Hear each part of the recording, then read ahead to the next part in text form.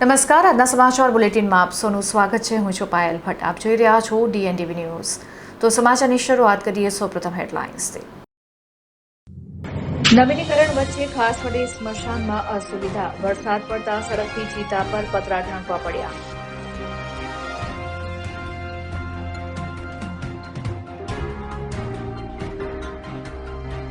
શિનોરના સતીશાળામાં 5 વર્ષની બાળકીના અપહરણ અને હત્યાનો પર્દાફાશ. નરાધમ કુટુંબી કાકાની કરાઈ ધરપકડ. વડોદરાના કોયલી ખાતે કરોડો રૂપિયાના જપ્ત કરાયેલા દારૂ પર ફરી વળ્યું બુલડોઝર.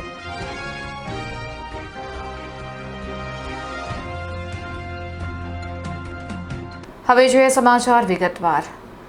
વડોદરાના ખાસવાડી સ્મશાનમાં નવીનીકરણ વચ્ચે અસુવિધા જોવા મળી છે. વરસાદ પડતા સડકથી ચિતા પર પતરા ઢાંકવાનો વારો આવતા લોકોમાં ભારે આક્રોશ વ્યાપેલો છે. વડોદરા શહેરના ઐતિહાસિક ખાસવાડી સ્મશાનના નવીનીકરણની કામગીરી વચ્ચે સુવિધાઓના અભાવનો મુદ્દો ફરી એકવાર વિવાદના કેન્દ્રમાં આવ્યો છે. તાજેતરમાં શહેરમાં પડેલા અચાનક વરસાદને કારણે અંતિમ સંસ્કાર માટે આવેલા મૃતકોના સગા સંબંધીઓને ભારે હાલાકીનો સામનો કરવો પડ્યો હતો. વરસાદ શરૂ થતાં સડકથી ચિતા ભીંજાઈ ન જાય તે માટે તાત્કાલિક લોખંડના પતરા ઢાંકવાની ફરજ પડી હતી, જેને પગલે સ્મશાનમાં અફરાતફરીનો માહોલ સર્જાયો હતો. તંત્રની આ ઘોર બેદરકારી સામે મૃતકોના સ્વજનો અને સ્થાનિક નાગરિકોમાં ભારે આક્રોશ જોવા મળ્યો છે.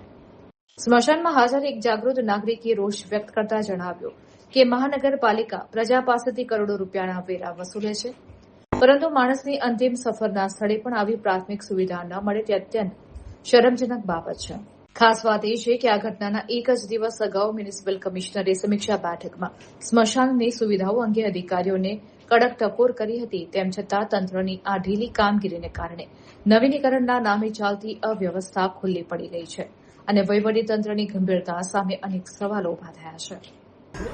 વડોદરા શહેર સંસ્કારી નગરી અને સંસ્કારી નગરી વડોદરા મહાનગરપાલિકા સાથે જનતા વેરો ભરે છે. વેરાનું વળતર પ્રાથમિક સુવિધા માંડીને સ્મશાનની પણ તમામ પ્રક્રિયા વડોદરા મહાનગરપાલિકાએ સંભાળવાની છે. હાલમાં તમામ સ્મશાન કોન્ટ્રાક્ટમાં આવ્યા છે, પરંતુ જે રીતના આપણે જોઈ શકીએ છીએ કે પાછળ જે મૃતદેહને અગ્નિદાહ આપ્યો છે એની ઉપર પતરું મૂકવામાં છે, કારણ કે વરસાદ જ્યારે પડ્યો એટલે ઉપર પતરું મૂકી દીધું છે. તો જ્યારે કોન્ટ્રાક્ટ આપે છે કોન્ટ્રાક્ટરની કામગીરી ક્યાં દેખાઈ રહી છે? બીજી બાજુ લાકડા પડી રહ્યા છે. હવે વરસાદ પડશે, વરસાદ પડ્યા પછી તમામ લાકડા ભીના રહેશે, તો આવનાર મૃતદેહો જે છે એને અગ્નિદાહ આપવામાં ઘણી મુશ્કેલીઓ પડશે. કમિશનર સાહેબ વારંવાર મિટિંગો કર્યા કરે છે, મિટિંગમાંથી બહાર નીકળતા નથી. પ્રાથમિક સુવિધાના નામે પણ વડોદરા શહેરમાં મીંડું છે. ક્યાંક કોન્ટ્રાક્ટરની આ બેદરકારી દેખાઈ રહી છે અને આપ જે દ્રશ્યો બતાવશો તો વડોદરા શહેરની જનતા પણ એક બાજુ વિચલિત થશે કે આ વડોદરા શહેર સંસ્કારી નગરમાં કેવી સ્થિતિ છે, સ્મશાનોની કેવી સ્થિતિ છે. તો વડોદરા શહેરના જે 30 વર્ષથી શાસનમાં બેઠેલા સત્તાધીશો આ અધિકારીને વિનંતી છે કે તમામ સ્મશાનોમાં અત્યારે સુવિધા જલ્દી વહેલી કરે, લાકડા પલળેના એની પણ સુવિધા કરે, અને આ રીતના જો તમારે કામ કરવું હોય તો સત્તાધીશો સત્તા પરથી પણ ઉતરી જાઓ ને અધિકારીઓ તમે રાજીનામું મૂકીને દૂર જતા રહો. જે રીતના કોન્ટ્રાક્ટ સિસ્ટમ કરીને કોન્ટ્રાક્ટ સિસ્ટમમાં એક મૃતદેહના 7,000 રૂપિયા આપવાની જ્યારથી ચર્ચા થઈ, અને એ પહેલાં અમે 2 વર્ષ પહેલાં કોન્ટ્રાક્ટ નહીં આપવાના આવેદનપત્રો પણ આપ્યા છે, પરંતુ જે રીતના ભાગ બટાઈ ચાલે છે સત્તાધીશોની અધિકારીઓ કે મૃતદેહ પાછળ 7,000 રૂપિયા વડોદરા મહાનગરપાલિકા ચૂકશે. શું વડોદરા મહાનગરપાલિકાનું કોઈ ખિસ્સું છે? આ જનતાના વેરાના રૂપિયા છે ને એ રૂપિયા આપવાના છે. 7,000 રૂપિયામાં નહીં પણ 1,500-2,000 રૂપિયામાં એક મૃતદેહને આરામથી સ્મશાન વિધિ થઈ જતી હોય, પરંતુ એ 7,000 રૂપિયા લઈને કોન્ટ્રાક્ટર, સત્તાધીશો, અધિકારીઓ તમામ મૃતદેહો પાછળ પણ મલાઈ ખાઈ રહ્યા છે.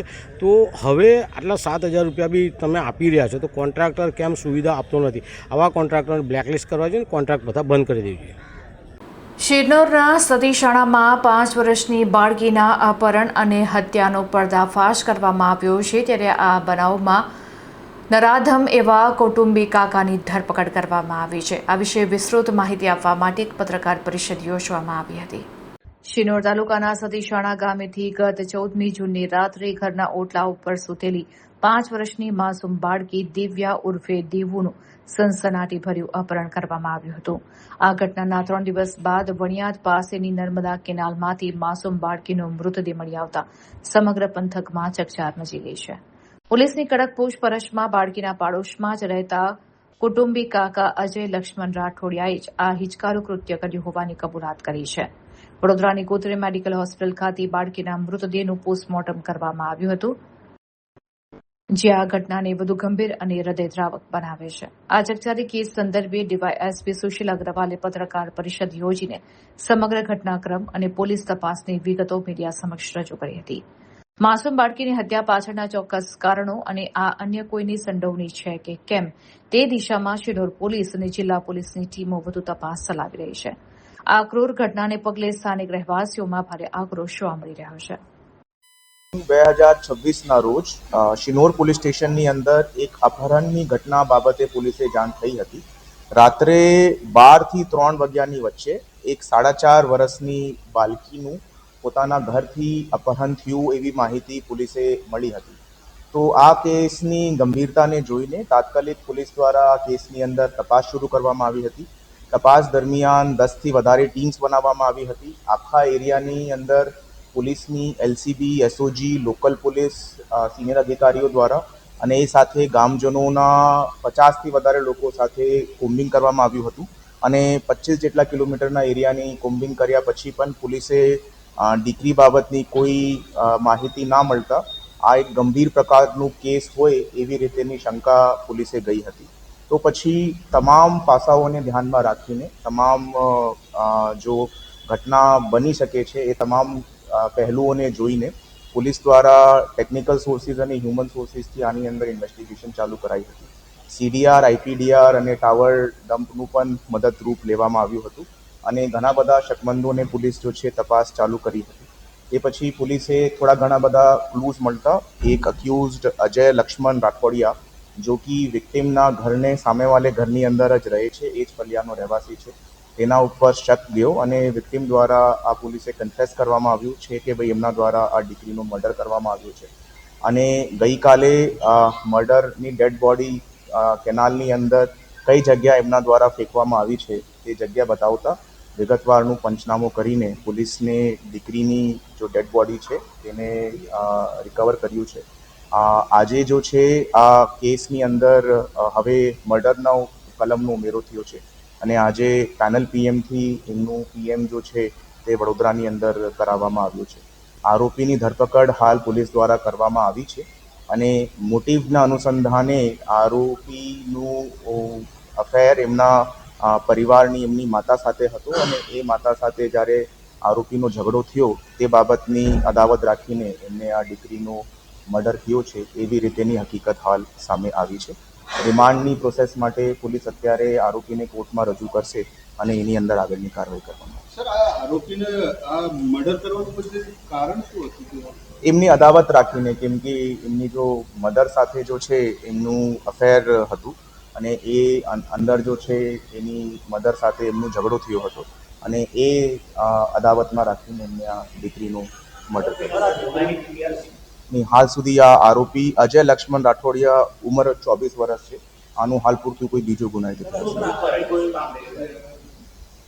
હા, તે બાબતની તપાસ હાલ ચાલુમાં છે. We are waiting for the postmortem report to come in and પૂછપરછ પણ આરોપીની હાલ ચાલુમાં છે. તો એવી રીતેની ઘટના સામે આવશે એની અંદર પણ યોગ્ય કલમનો ઉમેરો કરવામાં. બાળકી જો છે રાત્રે ઘરના કમ્પાઉન્ડની બહાર પોતાના વડીલો સાથે ઊંઘતી હતી એન્ડ આ અક્યુઝ જો છે તે બાળકીનો નોન હતો. તો નીંદની અંદર જ એ પોતાના ખભા ઉપર ગોદીની અંદર લઈને બાળકીને જતો રહ્યો હતો અને થોડાક દૂર ગયા પછી જ્યારે બાળકી રડવાનું ચાલુ કર્યું હતું તો ત્યાંથી જ એક પ્લાસ્ટિકની દોરી લઈને એમને ટૂંકો ફાંસો ખાધીને એ દીકરીની મૃત્યુ કરી છે. હાલ પૂરતું પોલીસને જેટલા પણ પુરાવા મળે છે that are consistent with this confession जो अक्यूज ने पुलिस को दिया. એ શક્યતાને નકારી શકાય નથી અને એ બાબતમાં જ અમે પેનલ પીએમથી આજે પીએમ કરાવ્યું છે. Let the PM report coming only then we can say કે એક્ઝેક્ટલી ક્યાં હુઆ હૈ ઇસ કેસ કે અંદર. અને આરોપીની પણ પૂછપરછ ચાલુ છે. તો રિમાન્ડની અંદર પણ અગર બીજી કોઈ હકીકત ઉજાગર થશે તો અમે આગળની કાર્યવાહી એને જ અગર કોઈ એવી રીતેની હકીકત સામે આવશે તો we will definitely add the sections of POCSO. ના, અત્યારે આ જો હાલ પૂરતું જેટલી તપાસ થઈ છે આ સિંગલ આજ આરોપીની કરતે કરાયું હોય એવી રીતેની. કાવતરી જો કર્યું એ આખો પ્લાન હતો કે આ કાવતરુની પ્લાનથી જ કરવામાં આવ્યું હતું એવી જ હકીકત દેખાય છે, કેમ કે જો ટાઈમિંગ છે તે ટાઈમિંગ પણ સસ્પેક્ટ છે અને ઇનિશિયલ ઇન્વેસ્ટિગેશનની અંદર જો છે એમનું મૂવમેન્ટ જો છે પોલીસે ટેકનિકલ સોર્સિસથી પછી પોલીસે એમનું મૂવમેન્ટ એસ્ટાબ્લિશ કરવું પડ્યું હતું. આઈપીડીઆરની મદદથી અમે લોકોએ આ કેસની અંદર રાત્રે જો સમયગાળો છે એ સમયગાળા દરમિયાન આ આરોપીની હાજરી મૂવમેન્ટનું પ્રસ્થાપિત કર્યા પછી અમે આનું ભેદું કર્યું જે બાળકીની માતા છે એમની જોડે કંઈક પૂછપરછ કરવામાં આવી છે. That investigation is still ongoing and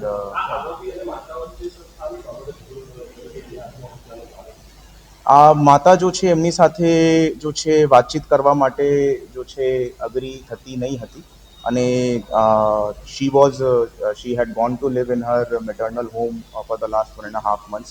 તો એ બાબતની પણ એમના સાથે ઝઘડો ચાલતો હતો. લાઈક આઈ સેડ કે પૂછપરછ હાલ ચાલુ છે અને રિમાન્ડ દરમિયાન અમે વધારે પૂછપરછ કરશું તો we'll get it done. વડોદરાના કોયલી ખાતે તંત્રની મોટી કાર્યવાહી જોવા મળી છે.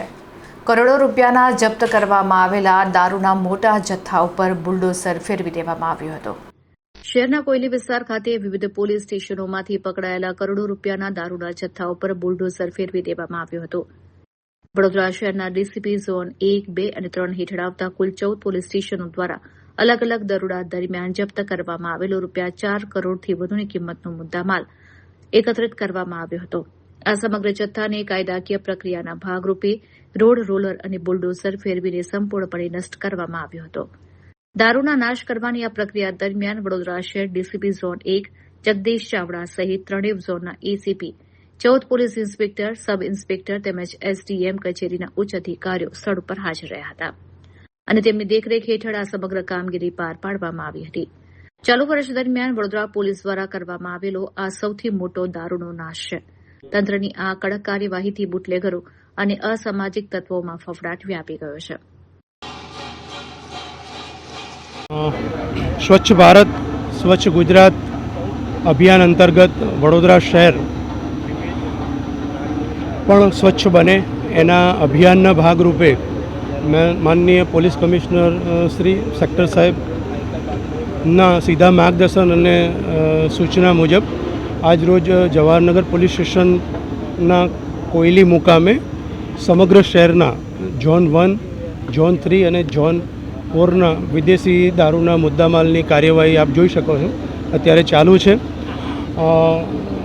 પોલીસ સ્ટેશનમાં મુદ્દામાલ મૂકવાના ઘણા બધા પ્રશ્નો હોય છે, જેથી નામદાર કોર્ટને અમારા અધિકારીઓ દ્વારા એપ્રોચ કરતા કોર્ટ દ્વારા એના મુદ્દામાલ નાશના હુકમ આવ્યા પછી આજરોજ વડોદરા શહેરના કુલ 2025-26ના 313 કેસના 1,33,909 બોટલ અને 4 કરોડ 1,70,051 રૂપિયાના મુદ્દામાલનો નાશ જે છે એનું એક સંયુક્ત અભિયાન આજે હાથ ધરવામાં આવ્યું છે. વડોદરામાં કલ્યાણ પુષ્ટિ ફાઉન્ડેશન એનજીઓ દ્વારા જરૂરિયાતમંદ વિદ્યાર્થીઓને વિનામૂલ્યે નોટબુકનું વિતરણ કરવામાં આવ્યું હતું. શિક્ષણ અને સામાજિક સેવાની જ્યોત જલાવતા વડોદરાના નિઝામપુરા વિસ્તારમાં આવેલી સંતોકનગર સોસાયટી ખાતે એક પ્રશંસનીય કાર્યક્રમ યોજાઈ ગયો. અહીં કલ્યાણ પુષ્ટિ ફાઉન્ડેશન એનજીઓ દ્વારા જરૂરિયાતમંદ વિદ્યાર્થીઓ માટે વિનામૂલ્યે નોટબુક, સ્કૂલ બેગ અને પેન્સિલ સહિતની શૈક્ષણિક કીટ વિતરણનું સુંદર આયોજન કરવામાં આવ્યું હતું. આ સંસ્થા છેલ્લા 4 વર્ષથી સમાજના વંચિત વર્ગો માટે અવિરત સેવાકીય કાર્યો કરી રહી છે. સંસ્થાના રાષ્ટ્રીય અધ્યક્ષ ગીલભાઈ પોતાના પિતાશ્રીના આશીર્વાદ અને પ્રેરણાથી આ માનવતાવાદી પ્રવૃત્તિઓ ચલાવી રહ્યા છે.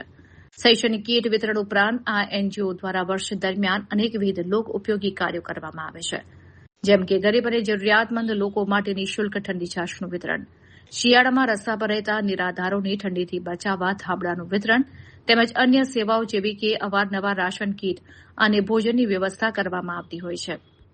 આખા કાર્યક્રમને સફળ બનાવવામાં કલ્યાણ પુષ્ટિ ફાઉન્ડેશનની સમગ્ર ટીમે ભારે જહેમત ઉઠાવી હતી. સંસ્થાના હોદ્દેદારોએ જણાવ્યું હતું કે ગરીબ બાળકો ભણતરમાં પાછળ ન રહી જાય તે માટે આગામી દિવસોમાં પણ આ પ્રકારના સેવા કાર્યો અવિરતપણે ચાલુ રાખવામાં આવશે. કલ્યાણ પુષ્ટિ ફાઉન્ડેશન ટીમ દ્વારા બાળકોને અમે લોકોએ નોટબુકનું વિતરણ કર્યું છે અને અમે અવારનવાર આવા પ્રોગ્રામ કરતા આવીએ છીએ.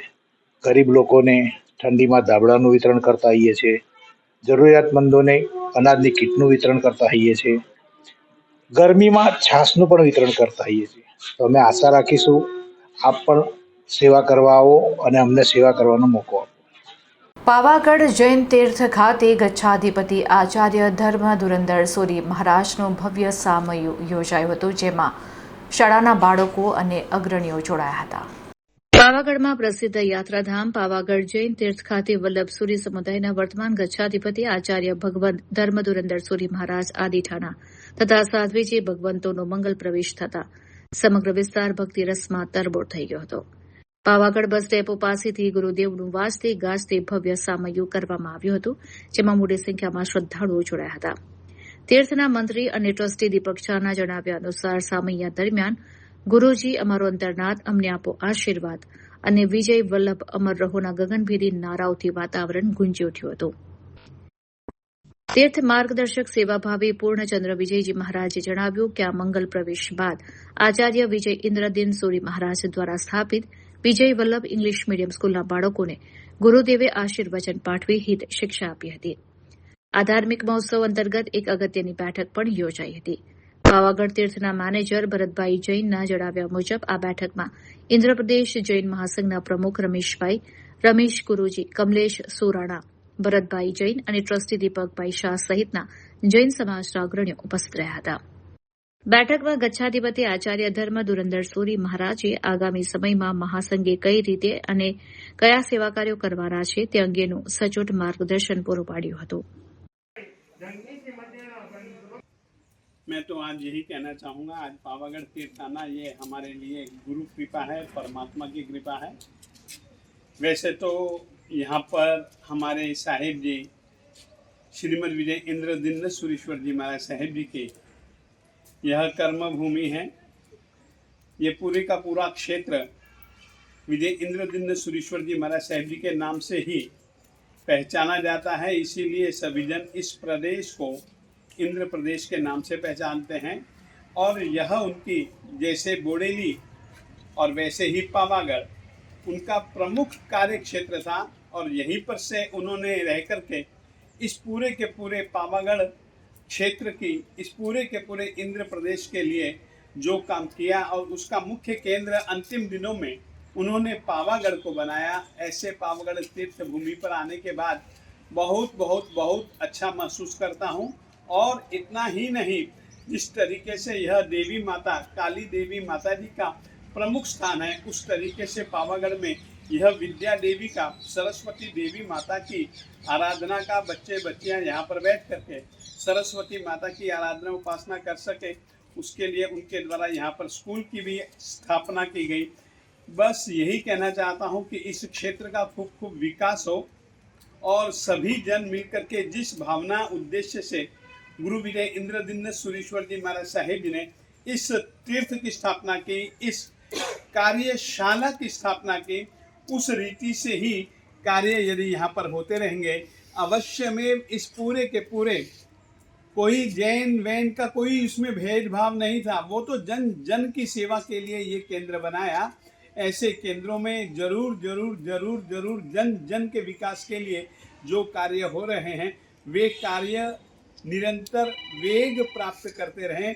और जिसके कारण से जैसी उनकी भावना थी, प्रत्येक जन जन का कल्याण, प्रत्येक जैन जैन का हित, प्रत्येक जैन जैन नहीं जन जन का विकास, यह बहुत उदार भावना वाले वसुधैव कुटुंबकम की भावना वाले विजय इंद्रदिन सुरेश्वर जी महाराज साहिब जी का एक कार्य क्षेत्र, एक कर्म भूमि क्षेत्र, यह खूब खूब फले फूले, यह ही आज के दिन की अभिप्सा है. और सबसे ज़्यादा भूमिका उन्होंने सबसे ज़्यादा जो दबाव दिया, जोर दिया, तो वह बालक बालिकाओं की शिक्षा को लेकर के दिया. सचमुच में बालक बालिका हमारा देश का भविष्य है. और यहाँ पर इनको जिस तरीके के संस्कारों का आदान प्रदान किया जाता है और जिस तरीके से विद्या के विषय में अलग अलग क्षेत्रों में इनको शिक्षा दी जाती है, और शिक्षा की परीक्षा और परीक्षा के बाद में इनका एक आंतरिक और बाहरी यानी आत्मिक और भौतिक विकास कैसे हो, उसके लिए यहाँ पर प्रयोग जो किए जाते हैं, इन प्रयोगों में भी ये सफल होते रहें, यह ही मंगल कामना. यहाँ आकर के बहुत अच्छा लगा. परमात्मा की शीतल छत्र छाया, माता श्री काली देवी माता जी की छत्र छाया, गुरुओं की छत्र छाया महसूस करता हूँ इस तीर्थ भूमि पर आकर के। इतना ही कहें। बोलो विजय वल्लभ श्री महाराज की जय। મોટરસાયકલ ચોરીના વોન્ટેડ આરોપીને કુકરમુંડા પોલીસે મટાવલ ચેકપોસ્ટ પાસેથી ઝડપી પાડ્યો છે. કુકરમુંડા પોલીસ સ્ટેશનના પીઆઈ આઈડી દેસાઈની સૂચનાથી પોલીસ સ્ટાફ વિસ્તારમાં પેટ્રોલિંગમાં હતો. તે દરમિયાન પોલીસને ખાનગીરાએ ચોક્કસ બાતમી મળી હતી કે કુકરમુંડા પોલીસ સ્ટેશનમાં ભારતીય ન્યાય સંહિતા 2023ની કલમ 303 પેટા કલમ 2 324 પેટા કલમ 1 54 હેઠળ નોંધાયેલા ગુનાનો વોન્ટેડ આરોપી સોનુ ઉર્ફે શાહરૂખ લતીફ પઠાણ પેસેન્જર ઓટો રિક્ષામાં બેસીને શહાદાથી અક્કલકુવા તરફ જઈ રહ્યો હતો.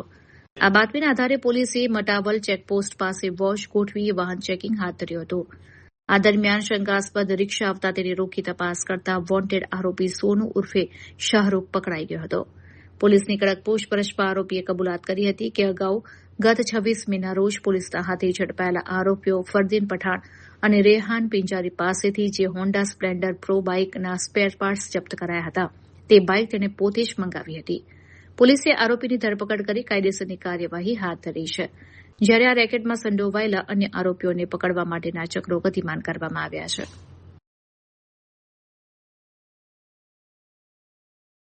રાંધનપુરના મેમદાવાદ ખાતે જન કલ્યાણ શિબિર યોજવામાં આવી. ધારાસભ્ય લવિંગજી ઠાકોર સહિતના અગ્રણીઓ ઉપસ્થિત રહ્યા હતા.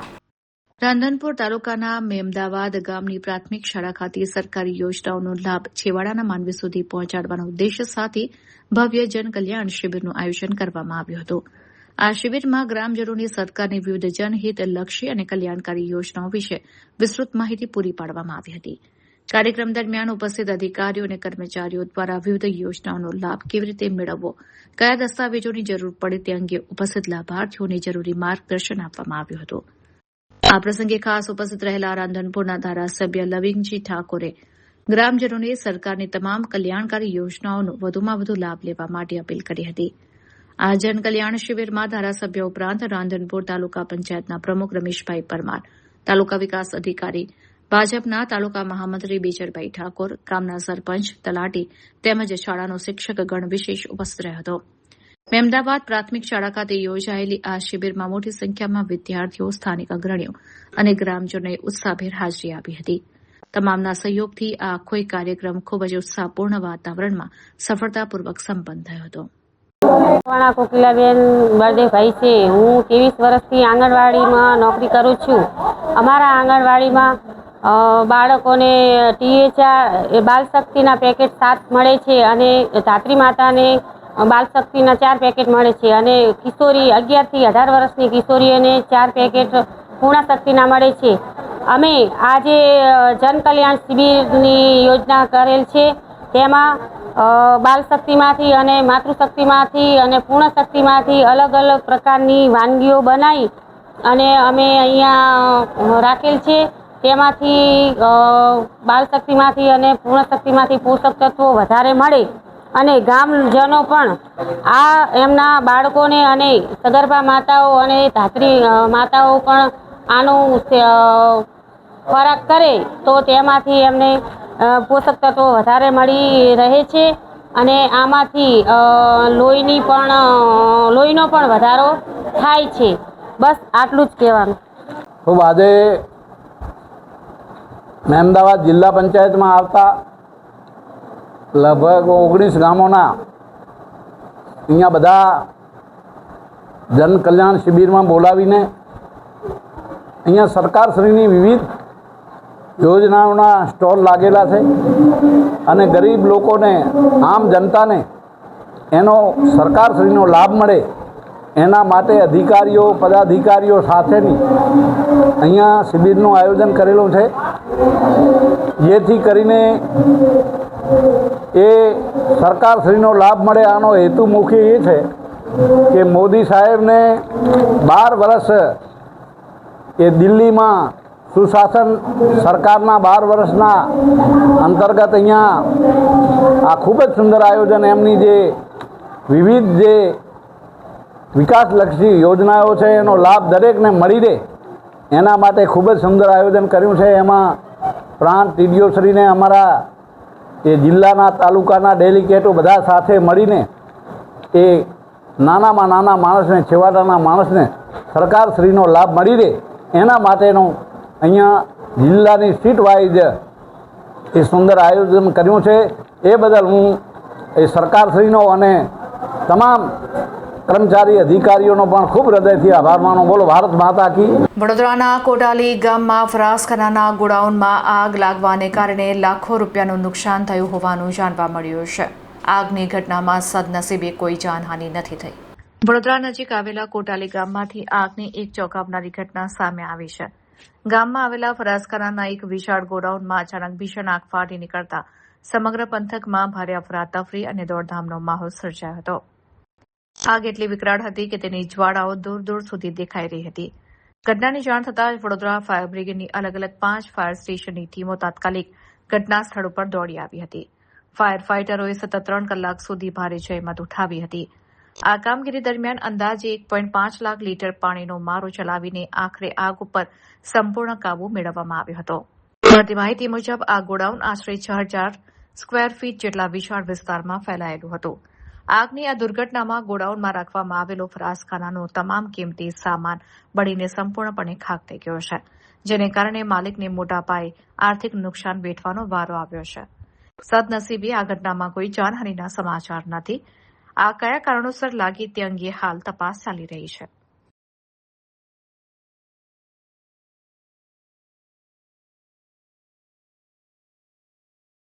પંચમહાલમાં ચોમાસા પૂર્વેની તૈયારીના ભાગરૂપે શહેરા વહીવટીતંત્ર અને એસડીઆરએફ દ્વારા સંયુક્ત મોક ડ્રીલ યોજવામાં આવી હતી. ચોમાસાની ઋતુ દરમિયાન પૂર જેવી કુદરતી આપત્તિઓ સામે ત્વરિત પ્રતિભાવ આપવા અને વિવિધ વિભાગો વચ્ચેનું સંકલન ચકાસવા માટે પંચમહાલના શહેરામાં એક વિશેષ મોક ડ્રીલનું આયોજન કરવામાં આવ્યું હતું. શહેરા વહીવટીતંત્ર અને એસડીઆરએફ ગ્રુપ 5 દ્વારા મહેલાણ ગામ નજીક આવેલા પાનમ ડેમના સિમલેટ બેડ ખાતે આ સંયુક્ત મોક ડ્રીલ યોજાઈ હતી. આ કામગીરીની શરૂઆત એક ટેબલ ટોપ એક્સરસાઇઝ સાથે કરવામાં આવી હતી, જેમાં આપત્તિ વ્યવસ્થાપન પ્લાનિંગની ચર્ચા થઈ હતી. ત્યારબાદ એસડીઆરએફની ટીમે પ્રત્યક્ષ મેદાનમાં ઉતરીને આધુનિક બોટ અને લાઈફ જેકેટની મદદથી પૂરમાં ફસાયેલા લોકોને સુરક્ષિત બહાર કાઢવાની દિલધડક રેસ્ક્યુ કામગીરી હાથ ધરી હતી. મોક ડ્રીલ દરમિયાન લાઈવ ડેમોન્સ્ટ્રેશનના ભાગરૂપે પૂરમાંથી બચાવેલા લોકોને તાત્કાલિક પ્રાથમિક સારવાર આપવામાં આવી હતી અને ત્યારબાદ 108 એમ્બ્યુલન્સ મારફતે વધુ સારવાર અર્થે હોસ્પિટલ ખસેડવાની પ્રક્રિયા આબેહૂબ રીતે દર્શાવવામાં આવી હતી. આ સમગ્ર મોક ડ્રીલને સફળ બનાવવા માટે શહેરા મામલતદાર સહિત વહીવટીતંત્રના ઉચ્ચ અધિકારીઓ, પોલીસ વિભાગ, ફાયર બ્રિગેડ, આરોગ્ય વિભાગ, એમજીવીસીએલ અને સ્થાનિક તરવૈયાઓ મોટી સંખ્યામાં જોડાયા હતા. આ સફળ મોક ડ્રીલનો મુખ્ય ઉદ્દેશ આગામી ચોમાસામાં કોઈપણ કટોકટીની સ્થિતિમાં જાનમાલનું નુકસાન અટકાવવા અને તંત્રની સજ્જતાને વધુ મજબૂત કરવાનો હતો. આગામી સમયમાં હાલમાં ચોમાસું શરૂ થનાર હોય તેની સાવચેતીના પગલાંના ભાગરૂપે આજ રોજ મહેલાણ ખાતે સિમલેટ બેટ ઉપર એક મોક ડ્રીલનું આયોજન કરવામાં આવેલું હતું, જેમાં એસડીઆરએફ, અમારી મામલતદાર કચેરી, તાલુકા પંચાયત કચેરીના કર્મચારીઓ, જીબી, ફોરેસ્ટવાળા, પોલીસ અને હેલ્થવાળા અને 108 એ બધા કર્મચારીઓ હાજર રહેલા હતા. અને ત્યાં બચાવ કામગીરી કેવી રીતે કરવી, કોઈ પાણીમાં ડૂબતું હોય અથવા તો કોઈ ફસાયું હોય તો કેવી રીતે તેને કરવું તે અંગેનું આખું એક મોક ડ્રીલનું આયોજન કરી અને એસડીઆરએફ ટીમ દ્વારા આ આયોજન કરી અને જિલ્લા વહીવટીતંત્રના માર્ગદર્શન હેઠળ સદર કામગીરી આજ રોજ કરવામાં આવી હતી, જેમાં ગામના ઘણા બધા લોકોએ ભાગ લીધો. પ્રોગ્રામ પત્યા બાદ બી ગામ લોકોને સાવચેતીના પગલાં ભાગરૂપે માર્ગદર્શન એસડીઆરએફ ટીમ દ્વારા આપવામાં આવેલું હતું. તો આ હતા અત્યાર સુધીના સમાચાર. વધુ સમાચાર સાથે ફરીથી મળીશું. ત્યાં સુધી મને રજા આપશો. નમસ્કાર.